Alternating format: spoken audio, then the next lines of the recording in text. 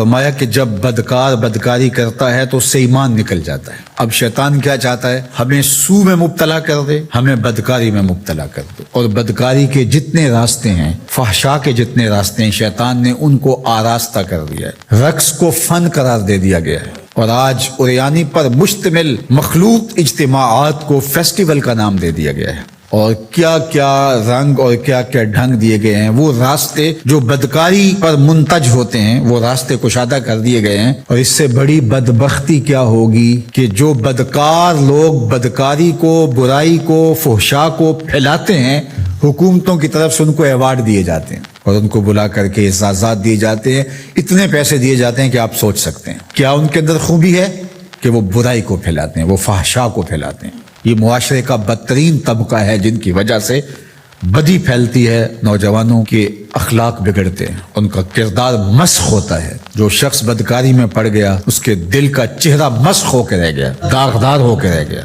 فحشا تو بہت بڑا جرم ہے، عام گناہ کرنے سے بھی حدیث پاک میں آتا ہے کہ دل کے اوپر سیاہ داغ پڑ جاتا ہے۔ اگر بندہ توبہ نہیں کرتا، دوبارہ گناہ کرتا ہے تو وہ داغ پھیلنا شروع ہو جاتا ہے، حتیٰ کہ ایک وقت ایسا آتا ہے پورا دل سیاہ ہو جاتا ہے۔ جب پورا دل سیاہ ہو جاتا ہے تو پھر بدی اور نیکی کا امتیاز بھی مٹ جاتا ہے۔ ایک وقت ہوتا ہے کہ بندہ گناہ کرتا ہے، اس کو چین نہیں آتا کہ میں کیا کر بیٹھا ہوں، لیکن جب گناہ پہ گناہ، گناہ پہ گناہ، بدکاری پہ بدکاری کرتا ہے تو پھر اس کو کوئی پریشانی نہیں ہوتی۔ میں اس کی مثال دوں گا کہ پکا نمازی ہو تو کبھی اس سے نماز چھوٹ جائے تو وہ عجیب بے چینی میں ہوتا ہے کہ آج ہوا کیا میرے ساتھ، قضا بھی کر لیتا ہے پھر بھی بے چین رہتا ہے۔ لیکن جو بے نمازی ہے وہ روز چھوڑ رہا ہوتا ہے، اس کو پرواہ بھی نہیں ہوتی۔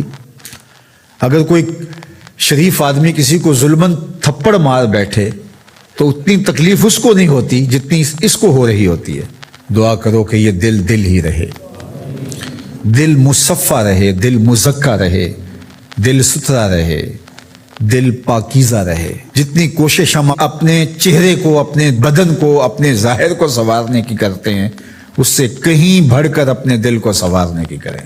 باہو علیہ الرحمٰن نے کہا تھا، دل کالے نالو منہ کالا چنگا، جے کو یہ رمز پچھانے ہو۔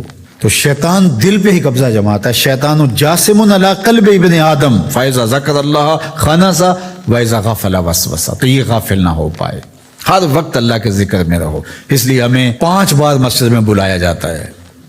نمازیں ہیں تو ہم صبح ہی ساری پڑھ لیں، ایسا نہیں ہے، ہمیں مختلف اوقات میں بلایا گیا ہے۔ صبح اٹھتے ہی سجدہ ریز ہو جائیں، پھر کام پہ جائیں، کام میں انہماک ہونے لگے تو پھر بلا لیا گیا، آؤ جو ظہر کے وقت، پھر گئے تھوڑا وقت گزرا تو پھر انہماک ہونے لگا، کھونے لگے تو کہا پھر آجو عصر کے وقت، پھر چھٹی ہوئی گھر جانے لگے، کہا پہلے نماز پڑھ لو، پھر کھانا کھایا، بچوں میں بیٹھے کھیل کود میں لگے، دل غافل ہونے لگا، کہا آجو پھر عشاء کے وقت آجو۔ اور نماز سے پہلے بھی ذکر، نماز کے بعد بھی ذکر، سونے سے پہلے ذکر، سونے کے بعد ذکر، اٹھتے ہوئے ذکر، کھاتے ہوئے ذکر، کھانے کے بعد دعا، آئینہ دیکھتے ہوئے دعا، لباس بدلتے ہوئے دعا، سیڑھیاں چڑھتے ہوئے، سیڑھیاں اترتے ہوئے، کسی چیز کو دیکھتے ہوئے، کسی مومن کو ملتے ہوئے۔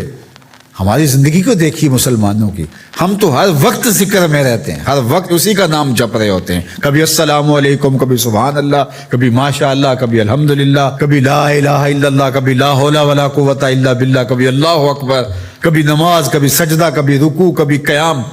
کیسی زندگی ہے مومن کی۔ اور 8 دن کے بعد تفصیلی روشنی کے لیے ہم مسجدوں کے اندر حاضر ہوتے ہیں، اس میں خطبہ سنتے ہیں، اس میں گفتگو سنتے ہیں، بیٹھتے ہیں، ذکر فکر کرتے ہیں، اور پھر ماہ سیام آ جاتا ہے تو پوری ٹیوننگ ہو جاتی ہے پورے جسم کی۔ اور پھر کہا چلو ہر سال نہیں تو زندگی میں ایک بار حج پہ بھی چلے جاؤ، اور تم ایسے پلٹ کے آؤ گے جیسے ماں کے بطن سے ابھی پیدا ہوئے ہو، سارے گناہ مٹ جائیں گے، تم ستھرے ہو کے وہاں سے آؤ گے۔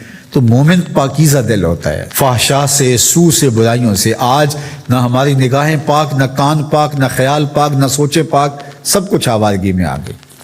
تو اس لیے ہمارا رب کیا چاہتا ہے کہ ہم نیک ہوں، صالح ہوں، پاکیزہ ہوں۔